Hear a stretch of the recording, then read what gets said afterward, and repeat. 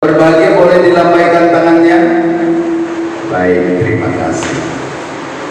Terpujilah Tuhan Allah, karena kita telah dipanggil menjadi anak-anak Tuhan, dan kita adalah anggota keluarga Allah. Terpujilah Tuhan, pada malam hari ini kita dapat melanjutkan kebaktian kebangunan rohani kita. Dan ini adalah malam yang terakhir, malam yang ketiga dengan tema kebaktian kebangunan rohani kita, harapan pada masa sulit.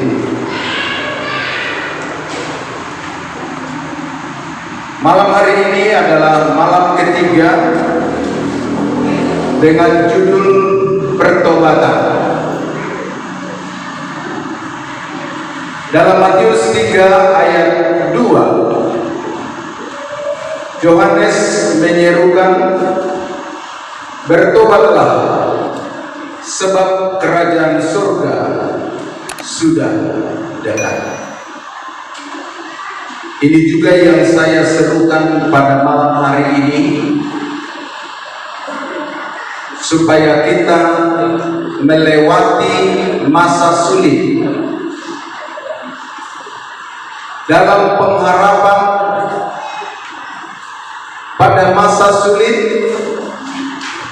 Yang sangat kita butuhkan adalah pertobatan. Pada malam kedua, ayat yang saya bacakan dalam Yesaya 59 ayat 1 dan 2, bukan kurang panjang tangan Tuhan untuk menolong, bukan kurang tajam pendengaran Tuhan untuk mendengarkan permohonan permintaan kita, tetapi dosa-dosa kita yang menutupi sehingga doa-doa kita tidak dijawab. Saudaraku, di masa sulit, dunia yang tidak semakin baik, supaya kita diberkati oleh Tuhan, dibutuhkan pertobatan. Dibutuhkan kita mengoreksi diri kita.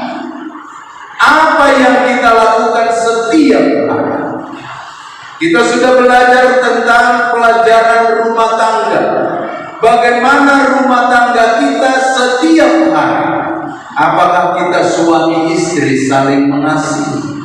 Apakah anak-anak kita lindungi dengan kasih daripada Tuhan? Apakah kata-kata kasih yang keluar dari mulut kita, atau gantinya kata-kata kasih, tapi kita keluarkan kata-kata yang menyakitkan? Saudara yang kasih dalam Tuhan, 2 Tawarin pasal yang ke-7 ayat 13 dan 14. Ini kata Tuhan, bila mana aku menutup langit sehingga tidak ada hujan. Ini kuasa Tuhan. Tidak ada manusia yang punya kuasa seperti ini. Seringkali kalau ada pesta dikatakan pawangnya supaya hujan tidak turun juga. Tapi kalau Tuhan katakan bila mana aku menutup langit sehingga tidak ada hujan, bila mana aku menyuruh belalang memakan habis hasil bumimu, dan bila mana aku melepaskan penyakit sampar di antara kamu. Pandemi COVID ada kalanya Tuhan biarkan, bukan Tuhan yang mendatangkan, tetapi Tuhan bisa menyelesaikan. Hanya apakah kita percaya kepada-Nya? Itu sebabnya di dalam ayat 14, dan umatku, saudara dan saya, yang atasnya namaku disebut umat Tuhan maksudnya, Jadi kalau kita sebagai umat Tuhan harus merendahkan diri, berdoa, mencari wajah Tuhan. Di mana Tuhan kita cari? Lalu berbalik dari jalan-jalan yang jahat, bertobat. Lalu janji Tuhan apa? Maka aku akan mendengarkan dari surga dan mengampuni dosa mereka serta memulihkan negeri mereka. Artinya rumah tangga kita akan bahagia, berkat Tuhan menjadi bahagian kita. Ini janji Tuhan. Siapa itu yang mendapatkan berkat yang luar biasa? Siapa yang mendapatkan sukacita yang luar biasa? Siapa yang mendapatkan negerinya dipulihkan, makanannya diberkati, kesehatannya dipelihara Tuhan? Siapa? Orang yang menyebut dirinya umat Tuhan. Umat Tuhan yang bagaimana? Yang merendahkan diri, yang berdoa, yang mencari Tuhan. Itu sebabnya di awal hari pertama saya katakan Mazmur 111 ayat 5, rezeki diberikan Tuhan kepada orang yang mengasihi Dia. Jadi rezeki jangan cari, yang dicari siapa? Tuhan pemilik rezeki. Amin, saudara.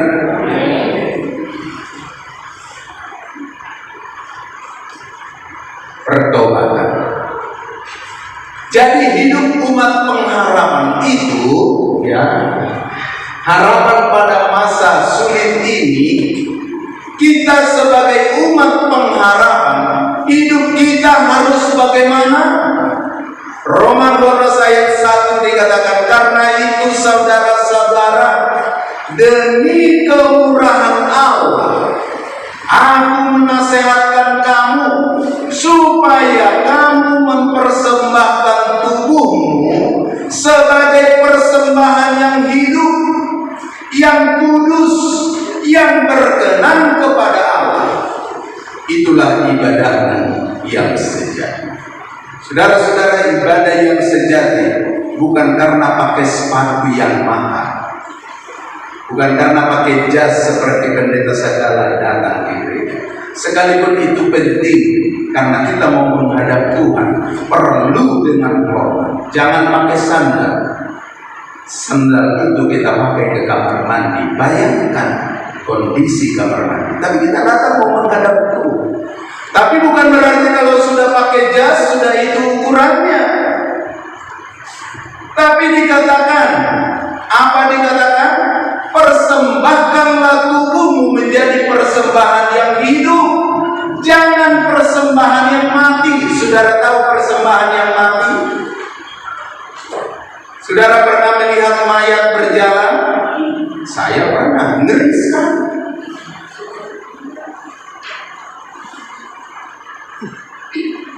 Waktu dia berjalan, takut saya. Isroa, padahal di mana roa kan?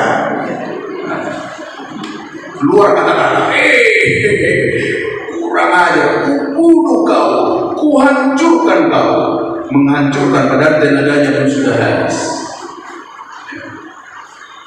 Itu mayat berjalan. Artinya apa? Badannya masih hidup, tapi rohaninya sudah mati. Hati-hati. Itulah yang disebutkan persembahan yang mati.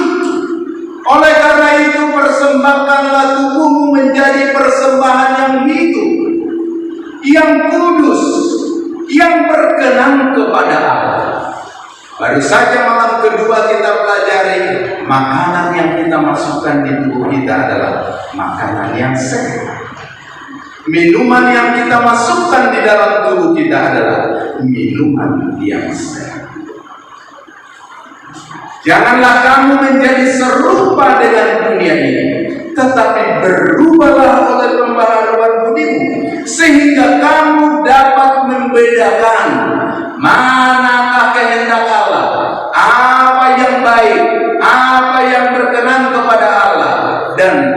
yang sempurna. Alam yang kedua dengan judul khotbah. Apa itu? Hendaklah engkau sempurna seperti Bapamu yang di surga. Ini kehendak Tuhan. Jangan serupa dengan dunia.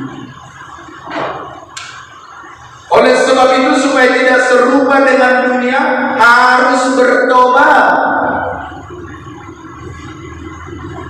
Apa keinginan dunia? Tidak bisa menahan diri.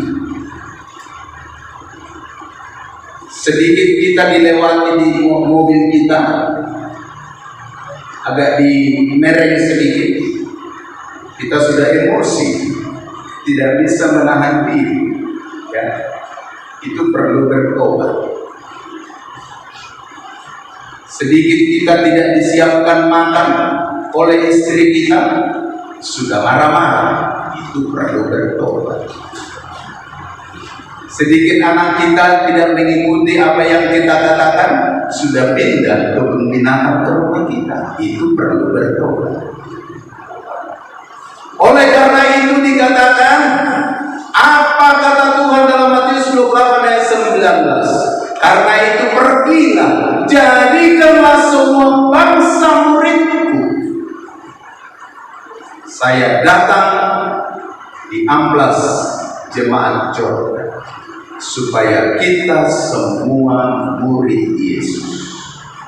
Kalau namanya murid, ya, muridnya sama dengan guru. Harus begitu. Makanya tadi dikatakan, kalau anaknya tidak baik, mamanya di rumah tidak baik. Ya. Karena guru yang pertama adalah di rumah. Like father, like mother, like son. Songoni yang unang, songoni idongna, songoni idona. Ya, itu dia. Oleh karena itu, jadikanlah semua bangsa muridku. Saya datang di sini supaya kita semua murid Yesus. Amin. Supaya kita memiliki tabiat sama seperti Yesus. Karena dengan itulah dikatakan, aku pergi menyediakan tempat bagimu. Kalau aku sudah pergi ke situ, aku akan datang menjemputmu, supaya di mana aku berada, kamu pun berada. Oleh karena itu dikatakan, kalau kamu sudah pergi, jadikan orang itu murid, baptislah dia di dalam nama Bapa dan Anak dan Roh Kudus. Markus 16 ayat 15-16. Kenapa rupanya harus dibaptis? Itu tanda murid Yesus. Lalu berkatalah dia kepada mereka, pergilah ke seluruh dunia, pergilah ke amplas, pergilah di sana pendeta segala, beritakan Injil kepada mereka.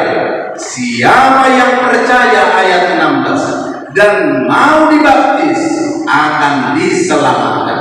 Tapi siapa yang tidak percaya kepada firman yang sudah kau sampaikan akan dihukum. Bukan binsar yang sebutkan. Saya hanya mau menyampaikan suara Tuhan. Amin, saudara. Amin. Siapa yang percaya dan mau dibaptis akan selamat. Tapi siapa yang tidak mau dibaptis, dikatakan aku percaya, tapi tidak mau, akan dihukum. Saya tidak mau saudara-saudara dihukum oleh Tuhan. Oleh karena itu, pengabaran firman Tuhan terima, dan bukti penerimaan kita, serahkan dirimu dibaptis. Apa artinya itu dibaptis? Roma 6 ayat 1 sampai 5. Jika demikian, apakah yang hendak kita katakan? Bolehkah kita bertekun dalam dosa supaya semakin bertambah kasih karunia? Oh, sekali-kali tidak. Bukankah kita telah mati bagi dosa? Bagaimana kita masih dapat hidup di dalamnya? Atau tidak tahukah kamu bahwa kita semua yang sudah dibaptis dalam Kristus, dibaptis dalam kematian? Dengan demikian kita telah dikuburkan bersama dengan Dia oleh baptisan dalam kematian, supaya sama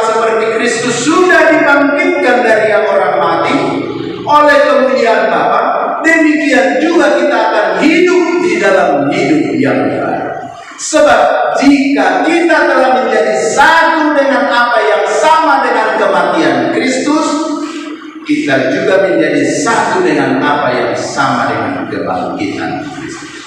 Artinya dibaptis itu,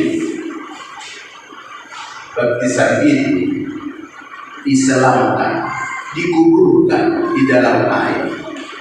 Sama seperti Yesus dikuburkan, lalu diangkat dari air, artinya bangkit dari air. Seperti Yesus sudah bangkit. Mati di dalam dosa, bangkit dalam hidup yang baru. Sehingga kita memiliki tabiat Yesus.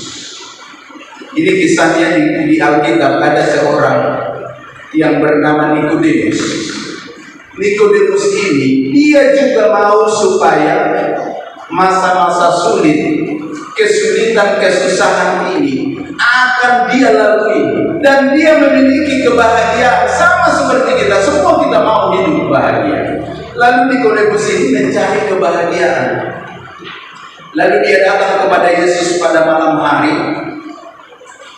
Kenapa dia datang kepada Yesus pada malam hari?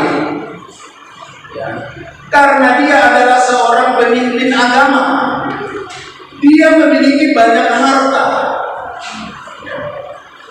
Jadi malu dia kalau datang dia kepada Yesus. Bayangkan seorang pemimpin agama, dia tahu Alkitab, saudara, dia belajar Alkitab, tapi rasanya hidupnya tidak bahagia. Dia datang, dia cari Yesus.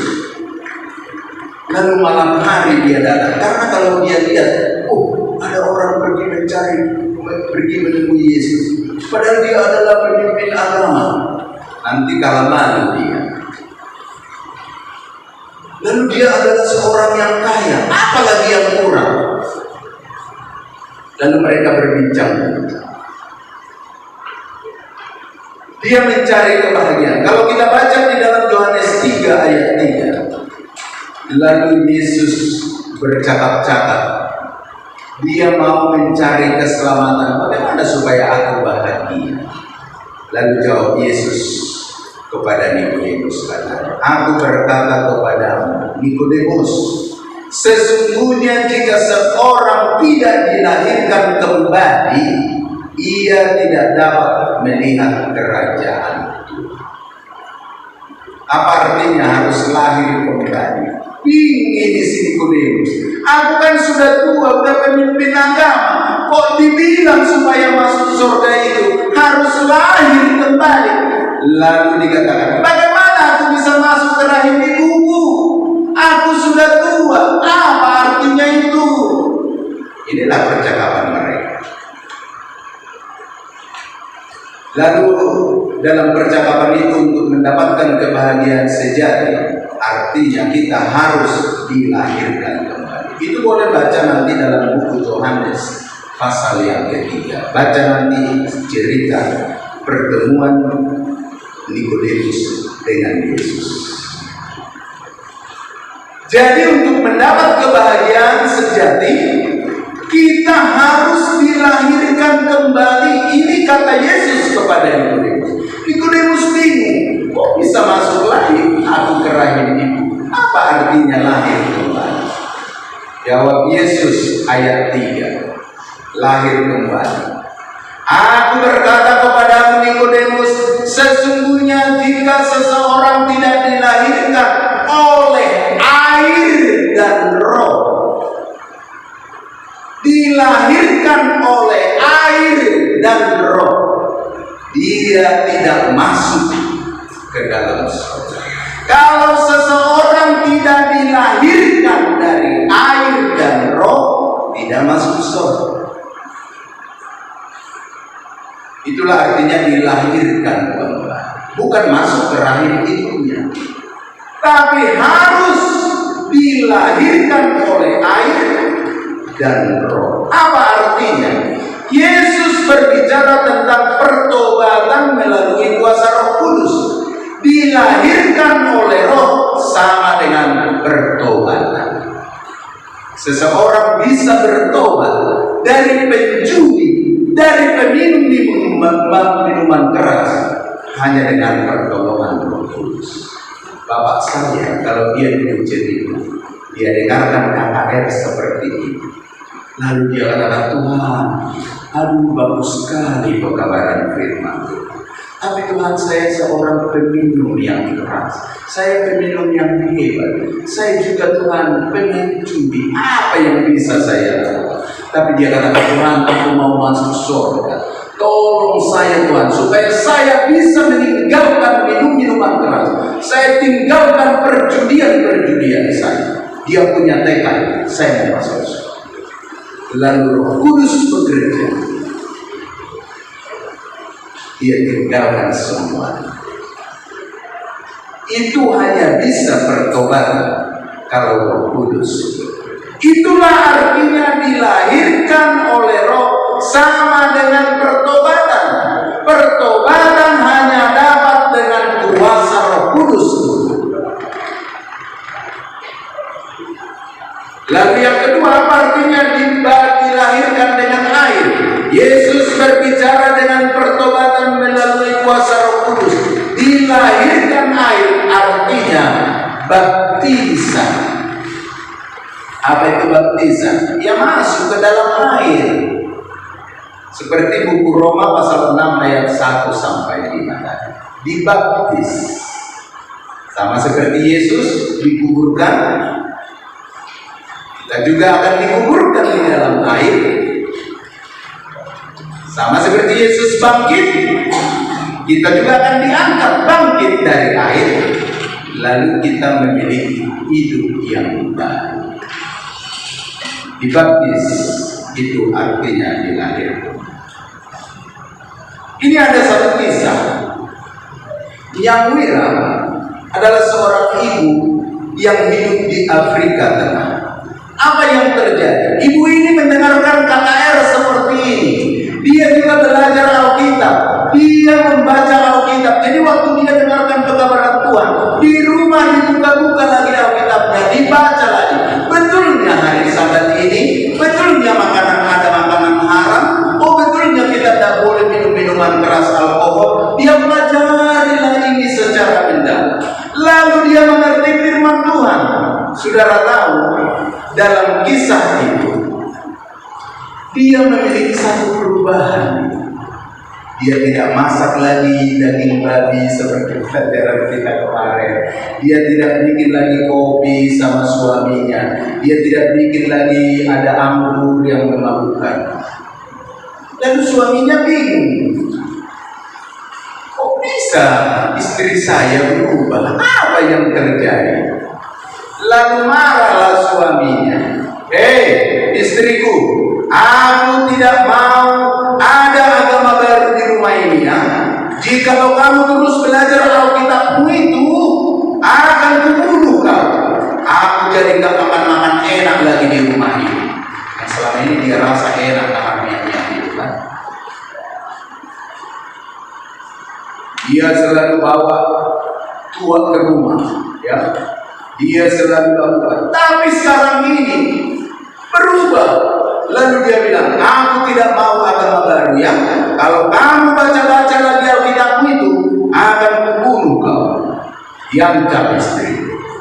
Tetapi dengan ancaman ini betul. Suaminya ambil parang panjang, kelewak lalu dia. Kau masih terus baca Alkitabmu itu, bunuh kamu. Dikatakan, apa? Aku sudah mau bertobat. Aku mau dibaptis. Rupanya selama ini kita salah. Biar kita rupanya hari Sabat hari ke-7-nya hari. Kemudian kita rupanya makanan tidak boleh semua yang berkaki 4 dimakan termasuk meja. Itu pun sulit karena digigit. Ya. Tidak boleh, rupanya ada aturannya. Tidak semua yang bergerak boleh dimakan. Jadi Bapak kalau kau bergerak tidak makan lagi kamu. Karena Alkitab bilang tidak semua yang bergerak boleh dimakan. Ada aturannya. Kalau dia binatang berkaki 4 bersela panjang kukunya, berbelah 2 lalu memamah dia. Lalu kalau ikan harus ada sisiknya, ada siripnya. Itunya disebutkan Papa. Ada itu. Kalau kau nanti dibaptis, awas, bunuh kau. Diancam kan? Diancam. Tapi apa yang terjadi? Nyawira tidak peduli. Lebih baik aku mati di dunia ini. Tapi nanti kalau Yesus datang, aku bangkit, aku masuk surga. Aku hidup selama-lamanya. Amin.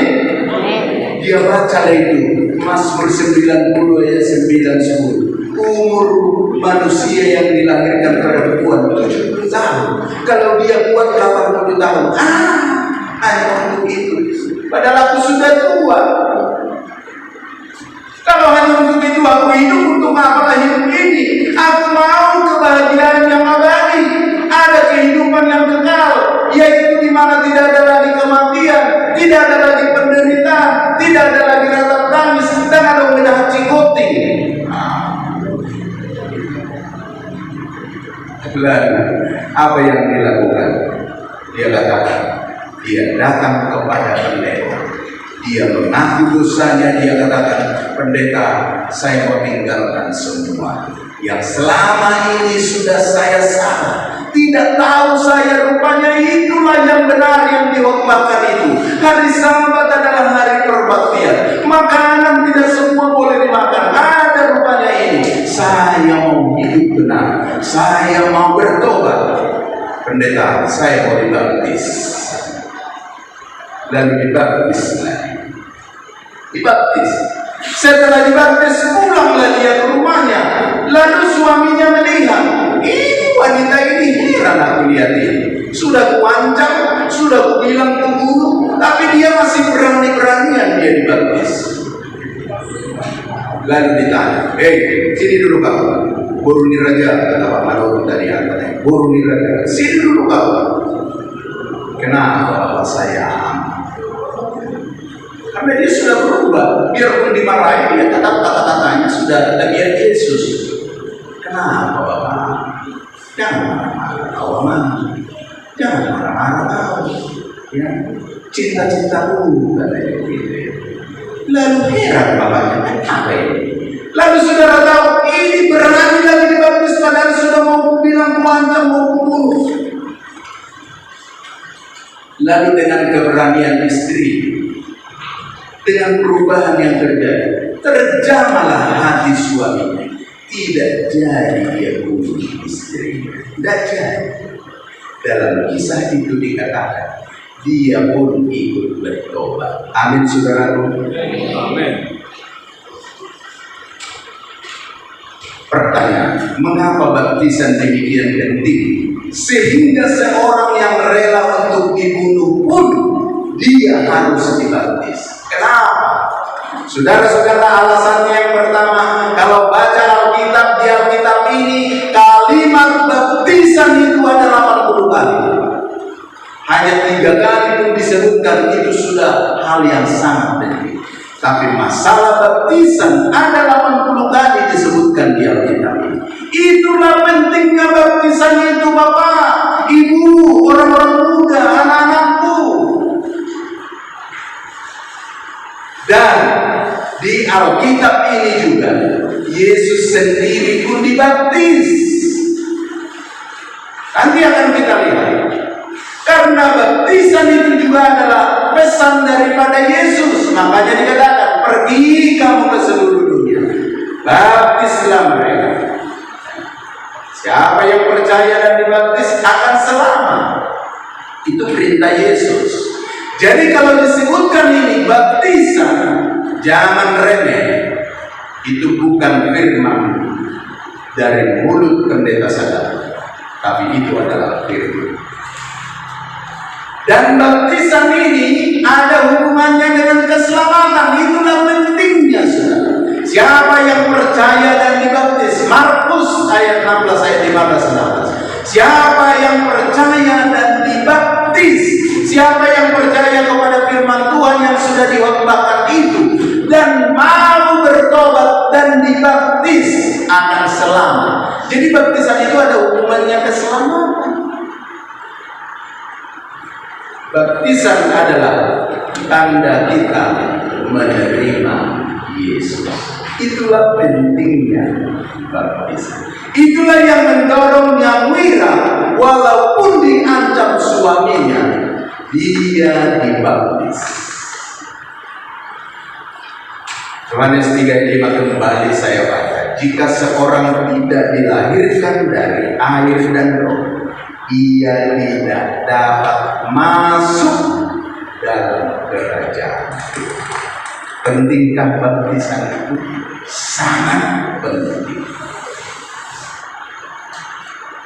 Matius 10 ayat 32, setiap orang yang mengakui aku di depan manusia, aku juga akan mengakuinya di depan Bapakku yang di surga. Jadi baptisan itu adalah pengakuan di hadapan manusia.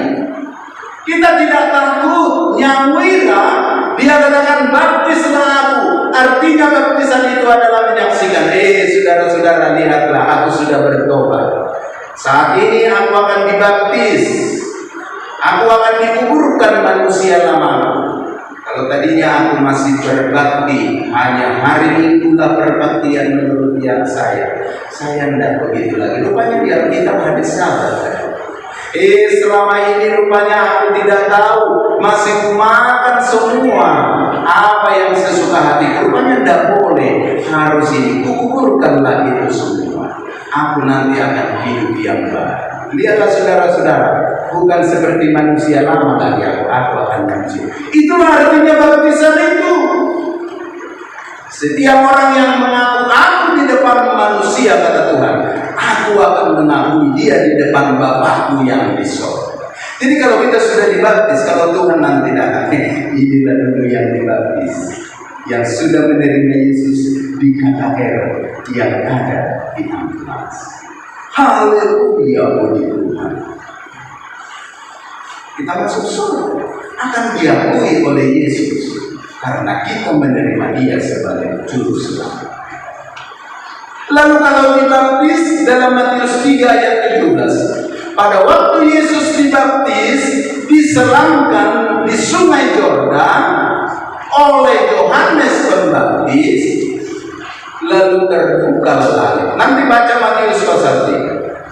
Lalu terdengarlah suara dari surga, inilah anakku yang kukasihi, kepadanya lah aku berkenan.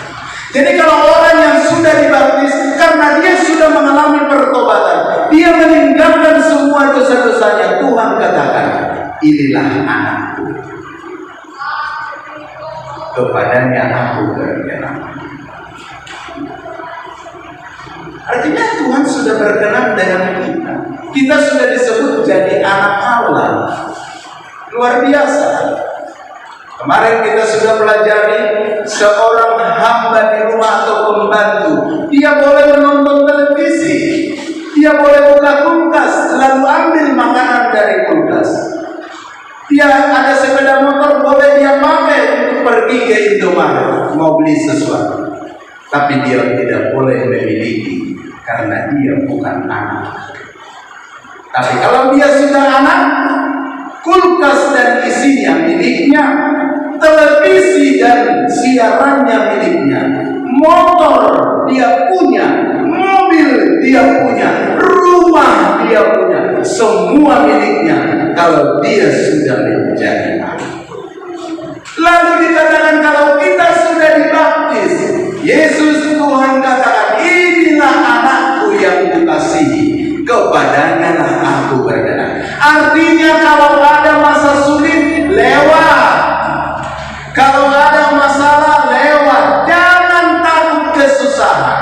Tuhan peliharakan. Amin. Hanya perlu pertobatan. Bagaimana Yesus dibaptis? Markus 1 ayat 9, pada waktu itu datanglah Yesus dari Nazaret di tanah Galilea, dan dia dibaptis di Sungai Yordan oleh Yohanes.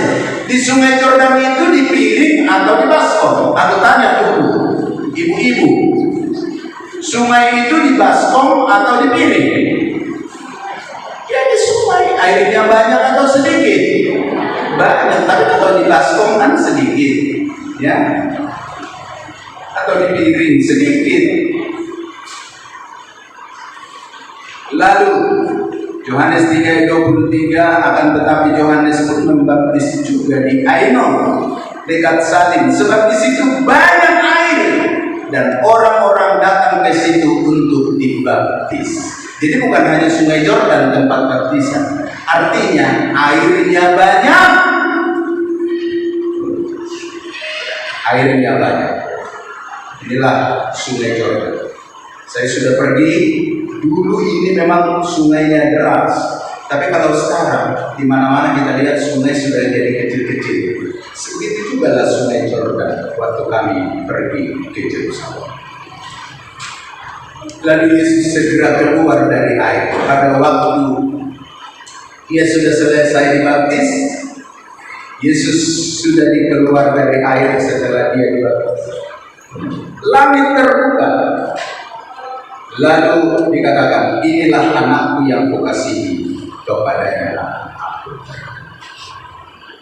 Lalu bukan hanya Yesus dibaptis, ada kisah, nanti baca di dalam Kisah Para Rasul 8 ayat 36 sampai 39. Adalah seorang sida-sida, ya, orang Ethiopia. Lalu pada waktu itu sida-sida orang Ethiopia ini sedang duduk di keretanya. Kalau dulu ada kereta kuda, duduklah dia di situ. Lalu dia membaca firman Tuhan. Pada waktu dia membaca firman Tuhan, baca nanti Kisah Para Rasul 8, kisahnya begitulah ceritanya. Pada waktu dia membaca, datanglah Filipus. Filipus ini adalah hamba Tuhan. Dikatakan, saudara, apa yang kau baca itu? Firman Tuhan. Mengertikah kau apa yang kau baca itu? Lalu sida-sida itu bilang, bagaimana aku bisa mengerti Anda yang mengajari aku? Lalu naiklah katanya Filipus, diajarilah dia tentang firman. Lalu pada waktu itu dia katakan, sampailah kepada baptisan. Lalu kata sida-sida itu, lihat Filipus, di situ ada air. Apa halangannya kalau aku dibaptis? Dia tanya dalam Kisah 8 ayat. Lalu Filipus menjawab, jika Tuhan percaya dengan segenap hati, boleh dibaptis. Jadi kalau kamu percaya dengan apa yang kita sudah pelajari ini, boleh dibaptis. Lalu dia katakan, aku percaya bahwa Yesus adalah anak. Jawabnya, aku percaya bahwa Yesus Kristus adalah anak Allah. Itu jawab sida-sida itu. Lalu orang Ethiopia itu menyuruh menghentikan keretanya. Filipus, berhenti kereta. Lalu kedua-duanya turunlah mereka ke dalam air, bukan ke Sungai Yordan, turun ke dalam air karena airnya banyak untuk membaptis. Lalu Filipus maupun sida-sida itu, lalu Filipus membaptiskan dia. Jadi kalau orang mau dibaptis, harus mengerti dulu firman, percaya firman. Lalu ada orang bilang, pendeta, aku udah dibaptis waktu aku bayi. Kalau bayi boleh nggak mengerti, jungkir balik juga kamu menangis satu hari. Ininya yang boleh dimakan, ininya. Ngerti nggak bayi? Nggak ada. Tapi kenapa dibaptis bayi? Itu ajaran manusia, saudara. Dalam buku Efesus dikatakan satu Tuhan, satu iman, satu baptisan. Satu Tuhan, satu iman, satu baptisan. Tidak ada macam-macam baptisan, tapi datang manusia dibuat macam-macam. Sama seperti berubah hukum dan waktu seperti yang kita belajar. Ya. Kalau Tuhan katakan matahari terbenam sampai matahari terbenam, itulah satu hari. Tapi orang buat tengah malam ke tengah malam. Sama seperti itu, Alkitab katakan satu Tuhan, satu iman, satu baptisan. Tapi datang orang buat banyak macam-macam. Buat air di baskom, lalu dipercikkan, sudah dibaptis dalam nama Allah Bapa, Allah Anak dan Roh Kudus. Bukan baptisan sesuai dengan firman. Teladan Yesus kenapa dibaptis? Supaya kita juga dibaptis sama seperti Yesus. Tidak ada cara. Tapi dunia membuat ada dibaptis dengan kibas bendera dalam nama Bapa, Anak dan Roh Kudus. Ada dengan obor, dibuat dilingkarkan 3 kali dalam nama Bapa. Tidak ada. Baptisan itu dia dikuburkan lalu dia bangkit. Itulah baptisan di dalam air. Bukan dipercik, bukan diusapkan, bukan juga dia diguyur dengan air. Nah, saudara yang kasih dalam tubuh, semua itu adalah lambang pertobatan supaya kita masuk surga. Inilah harapan bagaimana kita akan melalui masa sulit. Dunia ini semakin sulit, saudara. Kita mau supaya dunia ini kita tinggalkan. Hanya dengan tinggalkan dunia ini, masa sulit akan berakhir. Tapi bagaimana kita akan masuk ke dalam kehidupan yang di mana tidak ada kematian, di mana tidak ada penderitaan, di mana tidak ada hidup yang sulit, di mana tidak ada tangis, di mana tidak ada kesusahan. Hanya kalau kita bertobat, kalau kita percaya kepada Yesus, kalau kita percaya kepada firman Tuhan, kalau kita percaya kepada hari Sabat adalah tanda umat, kalau kita percaya tubuh kita adalah baik Roh Kudus, kalau kita percaya bahwa kita ini adalah umat Tuhan, dan kita mau bertobat, kita mau meninggalkan dosa, kita mau meninggalkan yang selama ini kita sudah tahu yang salah. Kita mau mengikuti yang benar karena kita sudah mendengarkan pengabaran firman Tuhan lewat KKR. Oleh karena itu malam ini saya mau mengundang kita. Saya mau mengundang sambil kita dengarkan ada suara Tuhan dengan lagu pujian untuk memanggil kita. Saya mau saudara mendengarkan suara. Dengarkan suara. Saudara yang mau menerima Yesus, bagi saudara yang mau menerima kebenaran Tuhan, bagi saudara yang mau bertobat dan meninggalkan dosa-dosa, dan besok akan ada baptisan. Tanda kita menerima Yesus. Malam hari Tuhan memanggil kita. Bagi saudara yang akan mau, boleh maju ke depan sambil kita dengarkan suara Tuhan dengan lagunya. Silakan the singers.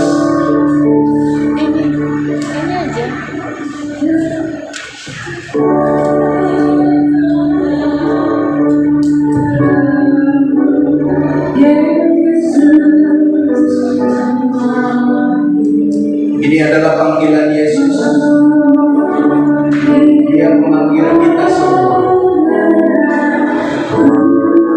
Oleh karena itu dalam Ibrani 3 ayat 15 katakan, jika kamu mendengarkan suara Tuhan, janganlah keraskan hati seperti dalam bergetar. Yesus menunggu engkau pada saat ini. Bagi saudara yang mau menerima Yesus dan mau menyerahkan diri kepada Tuhan untuk dibaptis, mari maju ke depan. Tuhan sedang menunggu. Puji Tuhan, puji Tuhan. Ada anak-anak Tuhan yang mau menerima Yesus. Terima kasih anakku. Bagi saudara yang masih di dalam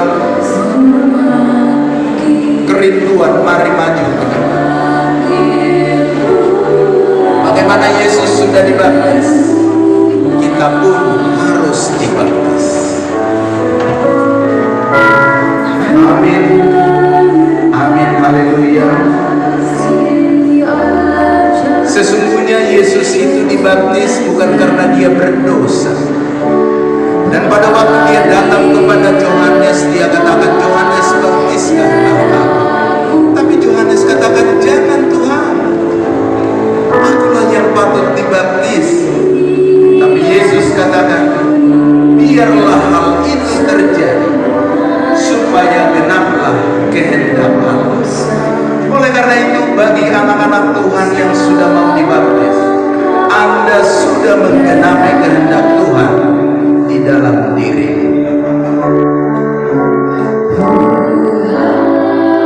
Apakah masih ada yang mau menerima Yesus? Efesus 4 ayat 30 katakan, jangan kamu mendukakan roh Tuhan. Kalau kita sudah tahu itu yang benar, tapi kita tidak mau menerima, kita tolak, didukakan hati Roh Kudus. Roh Kudus itu sedih, saudara. Sekarang dengan lembaga lembut Yesus memanggil. Apakah masih ada yang mau maju ke depan? Jangan takut. Ingat, Nyawira, seorang ibu di Afrika. Apakah masih ada? Mari maju ke depan. Jangan ragu-ragu, Bapak. Mari, Tuhan akan menolong engkau. Tuhan akan menguatkan engkau. Ambil keputusan malam hari ini. Kita tidak tahu apa yang harus kita lakukan.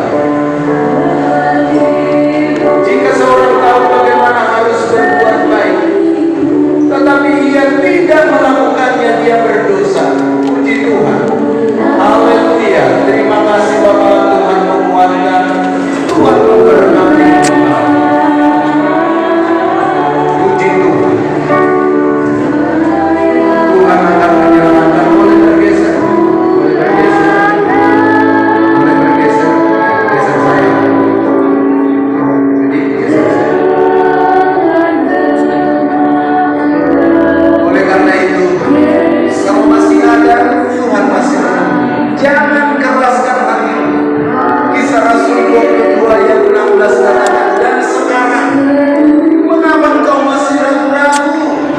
Berikanlah dirimu dibaptis, berikanlah dosa-dosamu disucikan, dan marilah berseru kepada Tuhan. Apakah masih ada? Tuhan masih menunggu engkau. Jangan lewatkan kesempatan ini. Kita tidak tahu apa yang terjadi. Kalau kita lewatkan, kita tidak tahu apa yang terjadi. Pada hari ini, jika engkau mendengarkan suara Tuhan, janganlah engkau keraskan hati. Mari Tuhan masih menunggu satu orang lagi.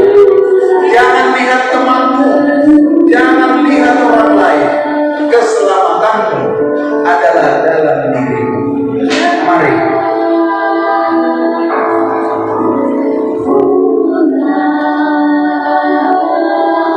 Jangan kita lawan Tuhan dengan mengeraskan hati. Bertobatlah. Dan hendaklah kamu masing-masing memberi dirimu dibaptis dalam nama Yesus Kristus untuk mengampuni dosa. Maka kamu akan menerima karunia Roh Kudus. Maka kamu akan diselamatkan. Amin, anak-anak Tuhan. Amin, anak-anak Tuhan. Amin. Saya mau hitung 1, 2, 3, 4, 5, 6, 7. Ada 14 orang yang maju ke depan pada malam hari ini. Puji Tuhan. 1 orang saja bertobat. Surga dan malaikat surga dan Allah bersuka cita. Ini ada 14. Tapi saya tahu masih ada yang bergumul. Dia masih takut. Dia masih ragu-ragu untuk maju ke depan. Tetapi sekalipun Anda tidak maju malam hari ini, pulanglah ke rumah. Nanti berdoa. Tuhan, saya sudah dengarkan suara, saya sudah dengarkan firman Tuhan. Tuhan, saya mau masuk surga, tolong saya, kuatkan saya. Bukan berarti kalau saudara tidak maju ke depan pada malam hari ini, lalu besok saudara tidak bisa dibaptis. Boleh, boleh.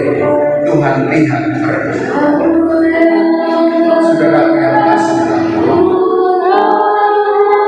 Mari kita kembali kepada Tuhan. Tinggalkanlah dosa-dosa. Dengan tema tersebut, Yesus memanggil kita semua. Terima kasih bagi anak-anak Tuhan, putra putri Tuhan. Malam ini kamu sedang mengambil keputusan yang tepat. Tuhan akan menolong. Bagi saudara yang berdoa dan bagi kita semua, marilah saya undang kita berdiri bersama-sama. Dan saya mau ingatkan, ini Tuhan mengingatkan, kalaupun Anda belum maju malam hari ini, besok boleh kamu dibaptis dalam nama Bapa, Anak dan Roh Kudus. Hanya bawalah baju ganti. Kenapa baju ganti? Kita akan masuk ke air, seperti Yesus masuk ke air, seperti sida-sida masuk ke air. Setelah itu dibaptiskan, dibenamkan, diselamkan, lalu diangkat dari air. Berarti kita basah semua. Kalau kita sudah basah pakaian kita semua, berarti harus ada pakaian ganti yang secara. Oleh karena itu, terima kasih engkau sudah menerima Yesus dengan keputusan yang tepat. Jangan ragu-ragu. Sekali terima Yesus, tetap di dalam Yesus. Yesus datang, saudara-saudara masuk surga. Amin. Amin. Tuhan memberkati kita semua. Mari kita berdoa. Tuhan, terima kasih karena Tuhan bersama dengan kita. Tuhan, terima kasih oleh karena Tuhan sudah berbicara kepada kami. Tuhan, terima kasih Engkau berikan harapan di masa sulit. Kami tahu dunia ini tidak semakin baik.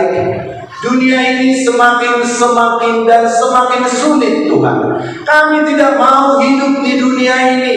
Kami mau hidup masuk surga, supaya di mana Tuhan berada, kami pun berada. Di mana tidak ada lagi kematian, tidak ada lagi ratap tangis, tidak ada lagi penderitaan, tidak ada lagi kesakitan. Tuhan, kami mau hidup bersama dengan kami. Pada saat ini Tuhan, terima kasih bagi kami yang sudah menerima baptisan yang kudus. Kami sudah menerima baptisan air dan roh. Kami sudah menerima keselamatan di dalam Yesus.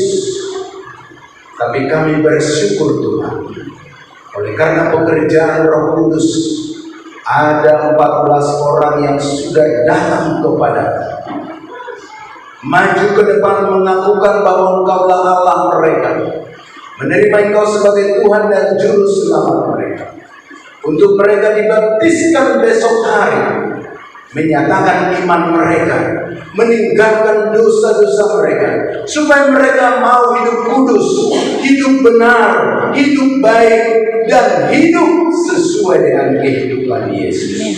Tuhan, tolong mereka, kuatkan mereka. Kami tahu Tuhan, mereka ini banyak pergumulan, masih sulit meninggalkan keinginan-keinginan daging dan dosa.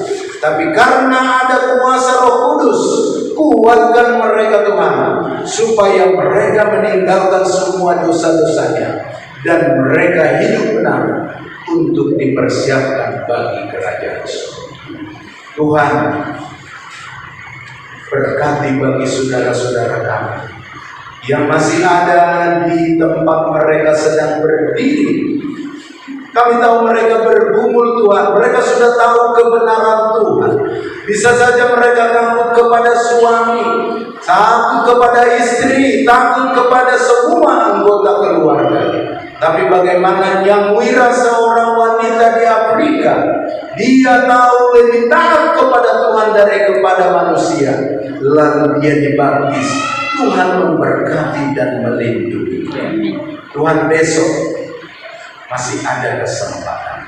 Malam ini kalau kami pulang, biarlah kami yang berdoa, kuatkan Tuhan, supaya malam ini Roh Kudus bekerja dan mereka mengambil keputusan supaya mereka mau menerima Yesus dan dibaptiskan. Karena siapa yang percaya dan dibaptis akan diselamatkan.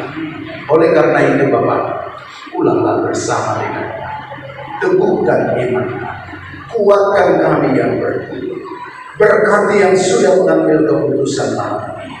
Jangan mereka itu Tuhan ragu-ragu, tetapi mereka sekali mengambil keputusan di hadapan manusia dan di hadapan Tuhan, Tuhan akui mereka menjadi anak-anak. Oleh karena itu Bapak, biarlah melalui kebaktian kebangkitan rohani ini, iman kami dikuatkan, dipersiapkan bagi kerajaan. Kalau ada yang sakit Tuhan, sembuhkan mereka. Kalau ada yang lemah iman, kuatkan Tuhan. Kalau ada yang mereka berduka dan susah hati, hiburkan mereka Tuhan, supaya mereka bersukacita di dalam. Kami pulang Tuhan, pulanglah bersama dengan kami. Kami mau tidur nanti, peliharakan kami.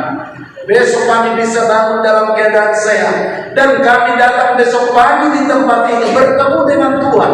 Hari Sabat yang kudus, hari yang kami peliharakan, di mana Tuhan bersama dengan kami, supaya kami dapat melakukan ibadah, kami dapat melakukan acara baptisan yang kudus, di mana anak-anak Tuhan menyatakan imannya menerima Yesus. Terima kasih Bapak, berkatilah semua umat Tuhan.